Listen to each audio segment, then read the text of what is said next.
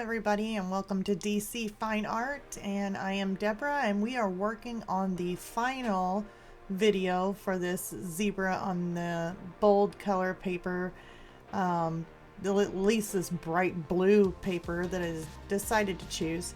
And the last time we left off, I was actually just doing the stripes. We went ahead and did some of the stripes on and around the zebra's eye, a little bit down his nose, just to kind of show you how I get the lights and darks between the white stripes and the black stripes.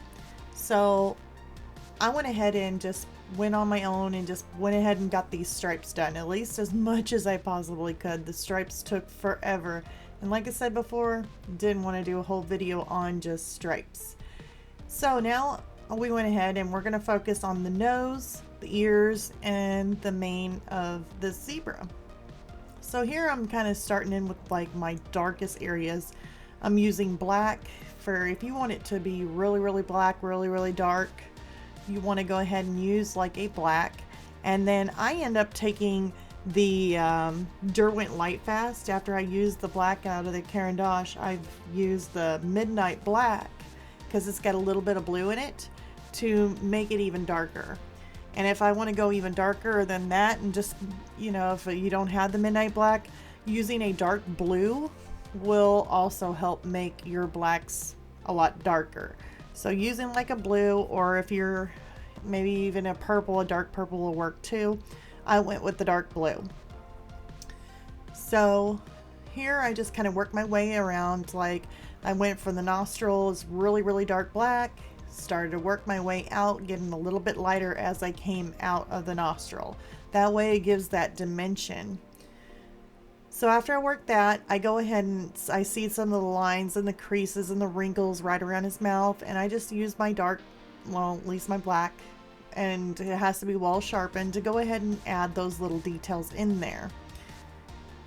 And I'll just kind of work around the nose. I'll kind of go back and add some more black lines to some of the details in the nose and around the mouth. Here I'm using my OMS, I'm blending it out. I blend out with the darkest part first, then I go ahead and clean off my brush and dip again, dry it off a little bit, and then I go back to get the lighter colors. So you don't want to go from like that really dark black and not clean off your brush, because if you go to a lighter color, you could actually get some of that dark where you went over the black. You could actually get it on your lighter colors and darken them up, and I didn't want them darkened up. Now, and sometimes whenever I do want to kind of add a little bit of shade, like it's a little bit too bright, and I don't mind kind of giving it a couple sweeps from the darkest point, just kind of tinted it a little bit with the darker color. You know, I kind of do that in some areas just because I don't want it too bright. So it kind of dims it down a little bit. So now I'm just kind of adding some of the lighter highlights, or at least some of the white stripe. I think some of the white stripe I kind of missed there because it actually went into the nose. So I was like, okay, I'll be fine. I'll just go ahead and do those. And when I was doing the stripes going towards the nose, I went from just being like a darker black, and then I went to a Payne's gray, like a darker Payne's gray, but that's my darkest one. And then I went to like, I think the other ones are, hold on, I actually got a couple of them here. It's still the Payne's gray, 30% is the lightest one, and then there's another Payne's gray out of the Caran d'Ache. They go by percents on how dark and light they are. So I kind of took it as being like, go from the darkest to the lightest of the Payne grays, or at least the medium of the Payne grays. That way it kind of tapers down to the nose, where the nose is a little bit lighter than the stripes that's on the zebra. It ain't just pitch black. So I went that far, and I know it kind of looks kind of funny because when you look at it, you're like, it just stops. But once you get the nose in and get to blend in and get those Payne's grays and those darker areas in, it actually blends in beautifully. So, and with the bold paper, because I know it's not just about color paper or about color pencil, but we're also kind of testing out this paper, seeing what works, what doesn't work. And I know trying to add like the white stripes, you definitely have to go over it so many times. So that was probably the longest part ever, was doing the white stripes.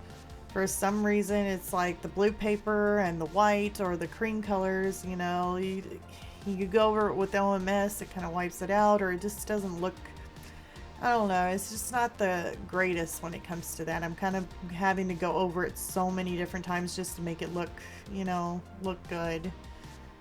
But as far as like your darker colors, I haven't had any issue with the blue paper. The bold, bright blue paper hasn't gave me no issues at all. So the darker colors work great.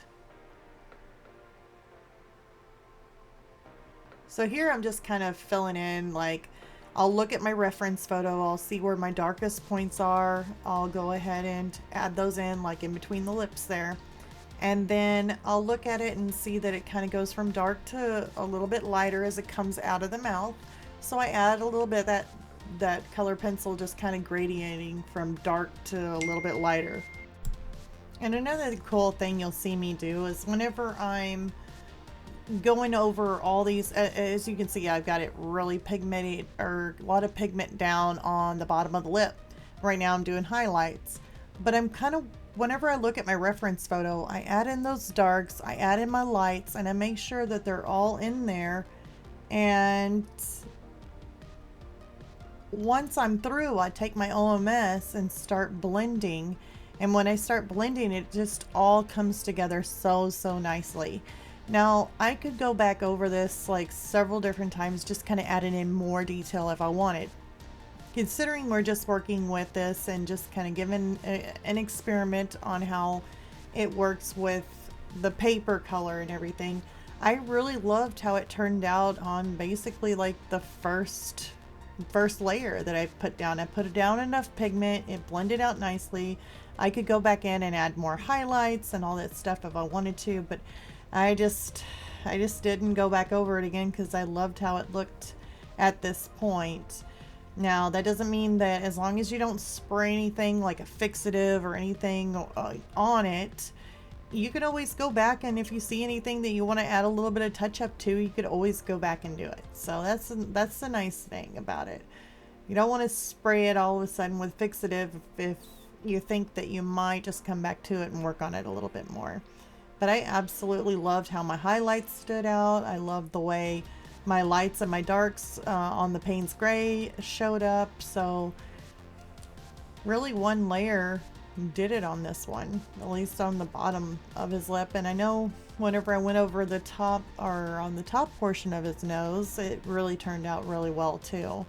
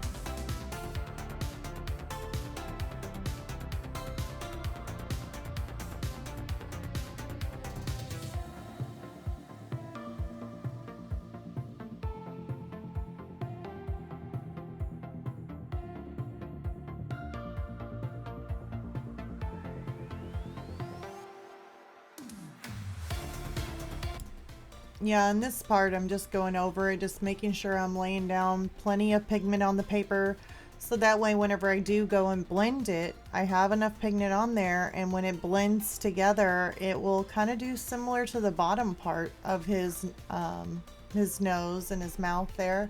If I add enough pigment to it, got the bright shades of lights and darks already in there with enough pigment, when I go over it with my brush, then it'll end up, you'll be able to see those transitions from light to dark where the light, the sunlight would hit it, and it'll look really, really good. Now, occasionally if I go over it with a lot of pigment and I cover up some of my black lines, I will go back in and start kind of adjusting those black lines. And here I am with my OMS. Now I start at least I started out with the lighter part, so I got that over with the blending, and now I'm making my way to the darker parts of the nose.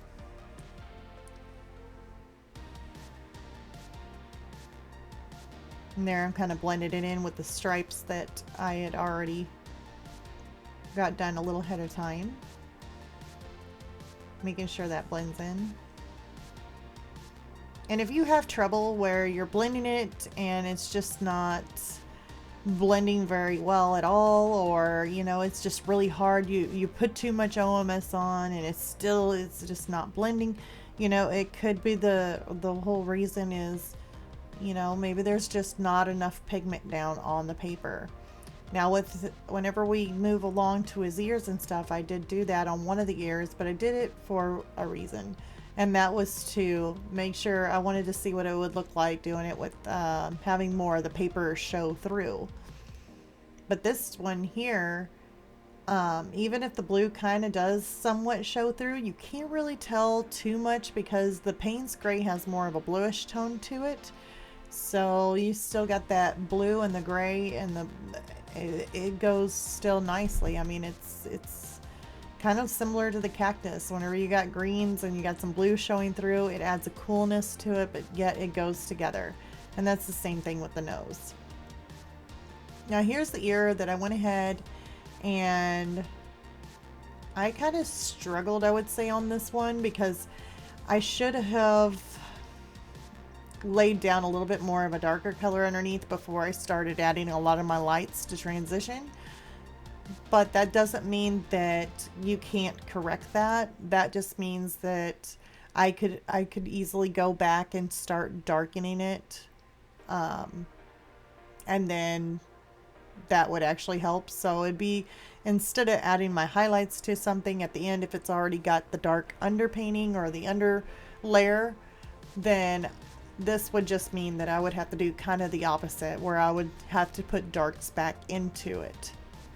Which, I mean, it's okay to do. I just, for me, preferably, I'd like to add my highlights to something at the end and not try and stick my darks or my low lights back in.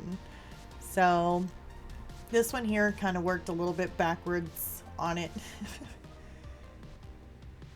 But I didn't know what to expect as far as creating like longer hairs on an ear with this blue paper showing through. I wasn't for sure if I wanted the blue paper to kind of show through.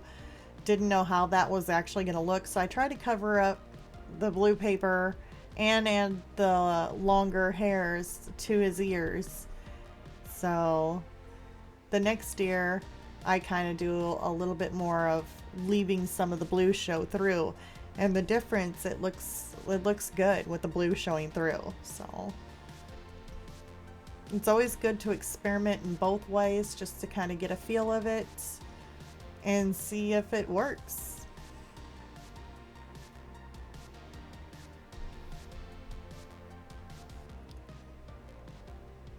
Now with these colors, I was just trying to kind of get that inside ear a little bit darkened up. There was, in the reference photo, it had a lot of like the lighter color kind of showing into the ear a little bit, so it really was a lot lighter than the other ear. And I know my camera's kind of angled, looks a little funny, because once I was doing it, I was looking at it in person thinking, okay, it looks like that ear is like humongous. But then whenever I'd look at it, you know, with my own eyes, I was like, no, the ear looks fine. But in the camera, for some reason, the ear just looked really, really big. But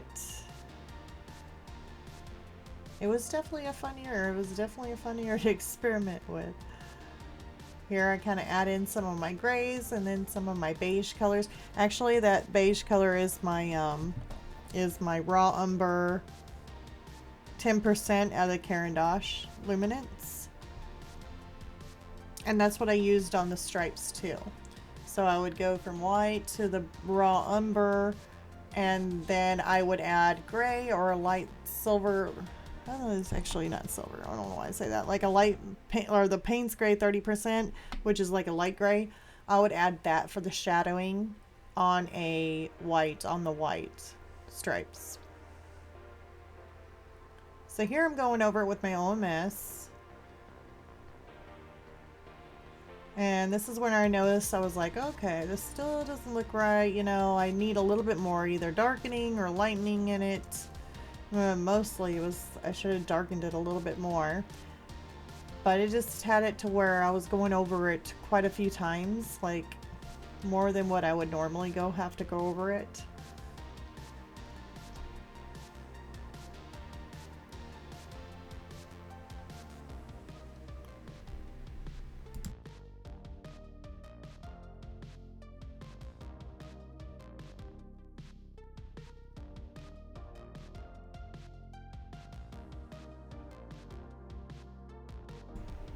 And here I'm just adding in some more little wispy hairs and kind of giving a little bit more detail.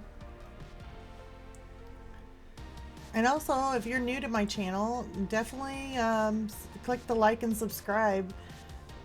I know I usually say it about once or twice in my video, but yeah, I mean, it definitely helps me out and gets everybody to see that, hey, I'm here, you know, out there in the YouTube world. So clicking the like and subscribe really does help me out. And also, if you want to, click on the little bell notification so that way YouTube can remind you whenever I have another video.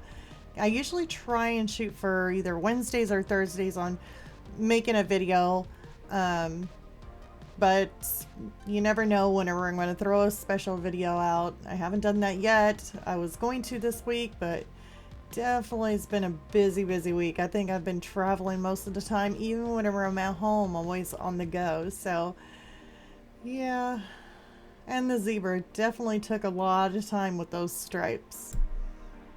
And also, if you want to leave a comment below on maybe some ideas or things that you might need help with, whether it's color pencil, I do pastel, I do oil pastel, and I've been working with some of my markers or my India ink markers. And actually I got these and I wish I was gonna come out with that special video, because I've got these Liquitex basic acrylic ink, and it's still the India ink, and then they're come in little glass bottles, and I was actually gonna do that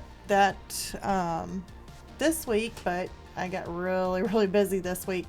So I'm hoping that on our next video we can kind of experiment with those and see what it's like using those with the Faber-Castell Pitt pens, brush pens, and see if we can actually, I started on a little parrot, and definitely wanting to see if these would be great as going with it as creating a background with like no lines, or you know, just kind of experimenting with them.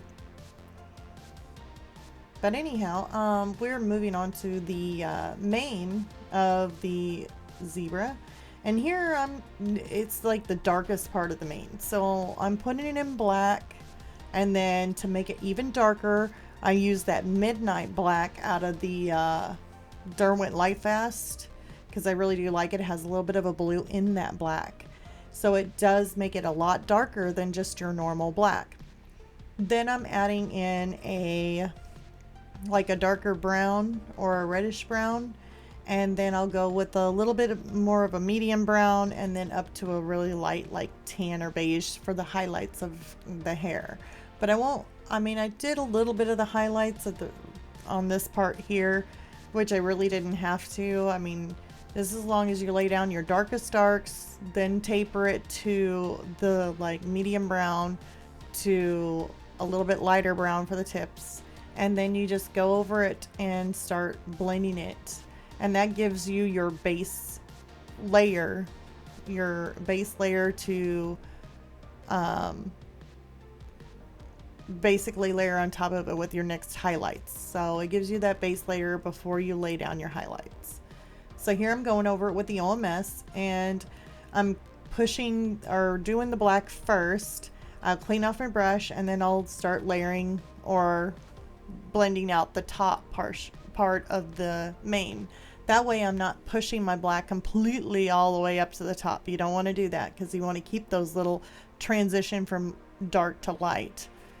So cleaned off my brush before I touch any of the lighter parts.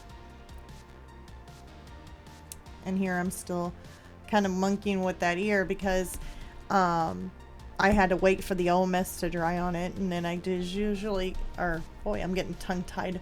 Usually I go back over and start adding in some more details. So I actually consistently worked on that ear. Was never really too satisfied with that one. But then this one here, I decided to go ahead and it was a little bit darker. It had the darker black like on the inside of the ear. So I decided to kind of darken this one up and leave some of the blue kind of showing through.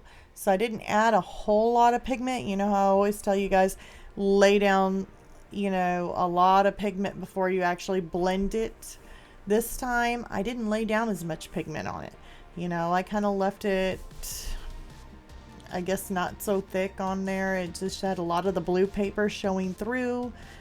I used a lot of my Payne's gray on it.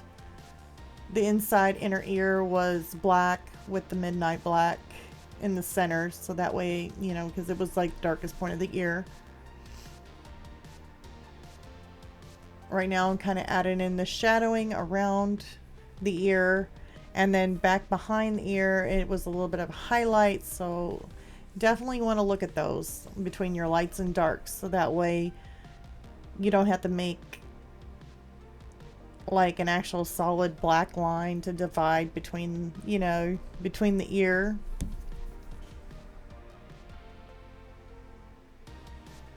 Those highlights are your boundaries between, I don't even know how to word that. If you don't add in your highlights from your lights to darks, then it's really hard to transition from where the ear stops and where the ear continues. So I'm hoping I'm wording that right.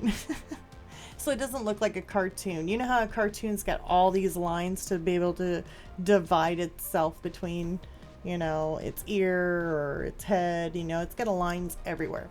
So you don't want to do that. Instead of adding lines, you just want to make sure you got your highlights. That's your divider. Between light and dark is your dividing points. Now here it looks so much better now that I went ahead and left some of that blue showing through of the paper. It actually looks 10 times better. So I guess kind of like a little rule of thought here whenever I was experimenting with it was sometimes you don't need to cover every single bit of the paper. Sometimes it's better just to let some of the paper show through. And that definitely worked in this case with this part of the ear. So I was really happy. I was happy with this ear.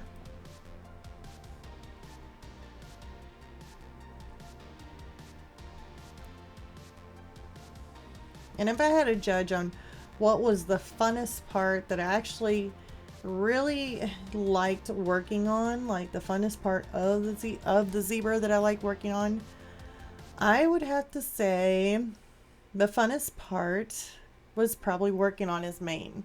I really enjoyed working on his mane. Like, I love the transition between the dark to the light with it. I love the way the hair looked, of, you know, the highlights of the glistening sun kind of hitting some of the strands. That I actually really enjoyed, and I really loved his mane. So that was probably the funnest part.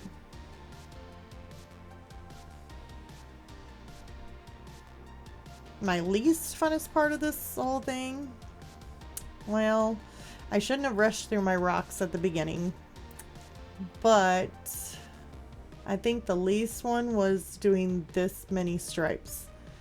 The white and black stripes. Yeah. Would have been better if it was like some other medium, but in color pencil on this 20 by 16, it felt like that's all I was doing, just white and black stripes, white and black stripes, and then the next day white and black stripes all the time, and I just could not wait to actually do some other different color. So it was definitely time consuming, but with the end result, I think it really did pay off. So it's definitely worth it. You just got to be patient, and it is definitely worth it at the end.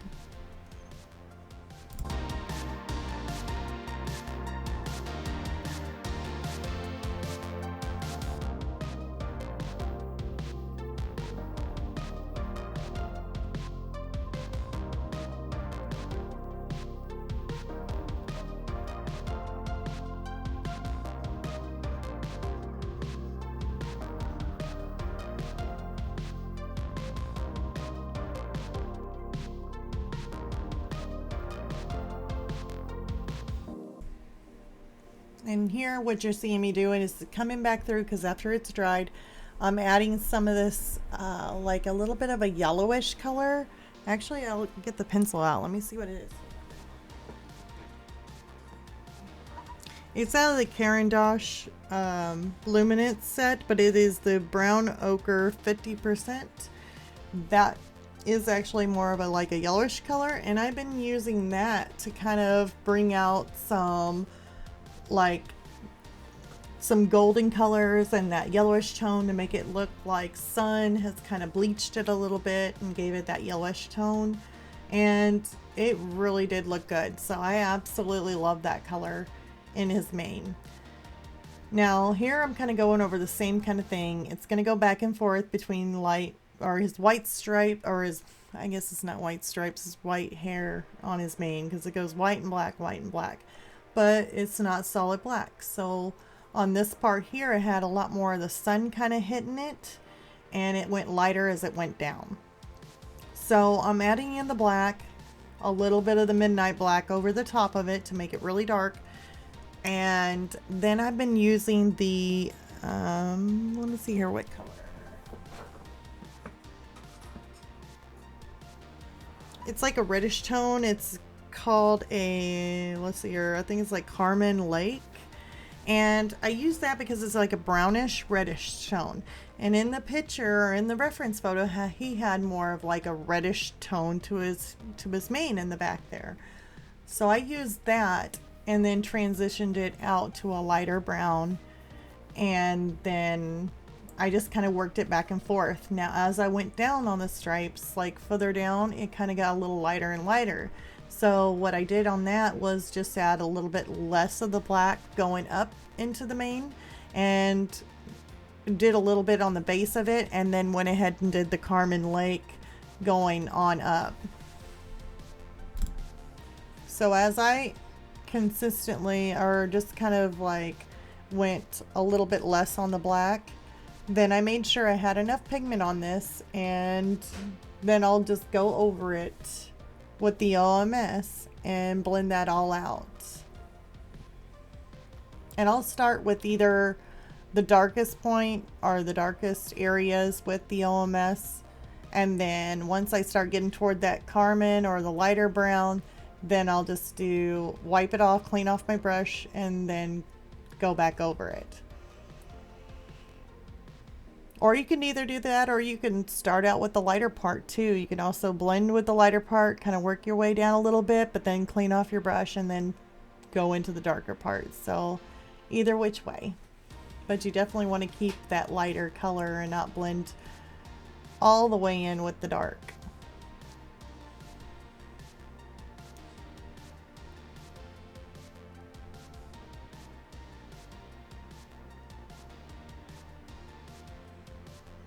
All right, so now here I'm starting with these white hairs that are part of his mane, and the very base of it, I went ahead and grabbed a hold of my Payne's Gray 30%, which is a light gray, and I started that out at the base of the mane.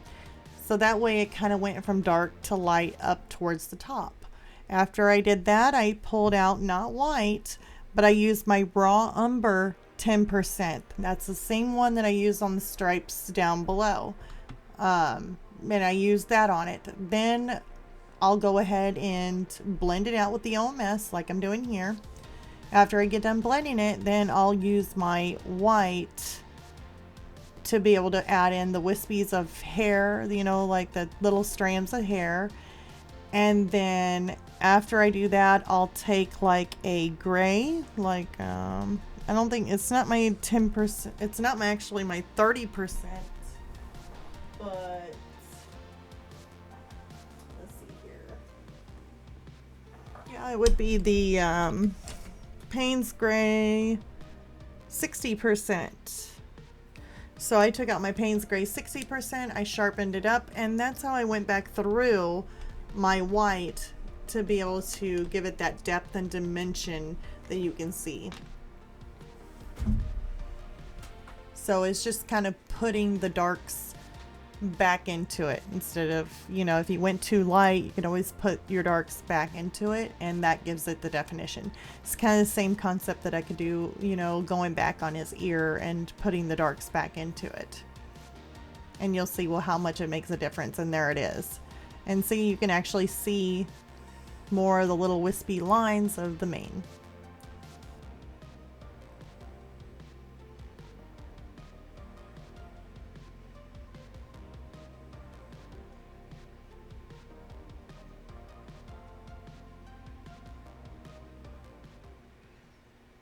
All right, and here I'm going to show you guys a slideshow of the zebra finishing him off, and I hope you guys enjoyed this. Like I said, please leave a like and subscribe, click the little bell notification so that way YouTube can remind you from my next video, and I hope you guys have a wonderful day. Bye.